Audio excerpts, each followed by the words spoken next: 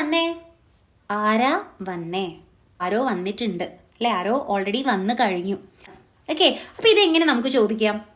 വരാന്നുണ്ടെങ്കിൽ നമ്മൾ എന്താ പറയാ? യെസ്, കം എന്നാ പറയാ അല്ലെ? അപ്പൊ വന്നു കഴിഞ്ഞു ഓൾറെഡി. ഇപ്പൊ നമുക്ക് കം യൂസ് ചെയ്താൽ ശരിയാവുമോ? ഇല്ല അല്ലേ?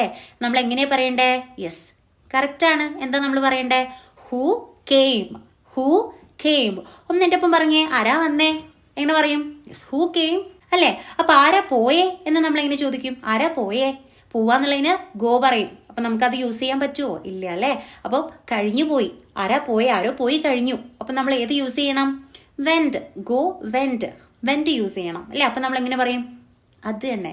എങ്ങനെയാണ് പറയാ? Who went. Who went. അങ്ങനെയാണെങ്കിൽ ആരാ അത് ചെയ്തേ? ആരാ അത് ചെയ്തേ? കൂടാതെ ആരാ കരഞ്ഞേ? ആരാ കരഞ്ഞേ? അപ്പൊ ഈ രണ്ട് സെന്റൻസ് ഒന്ന് ഇംഗ്ലീഷിലേക്ക് മാറ്റിയിട്ട് കമന്റ് ചെയ്തോളൂ കേട്ടോ.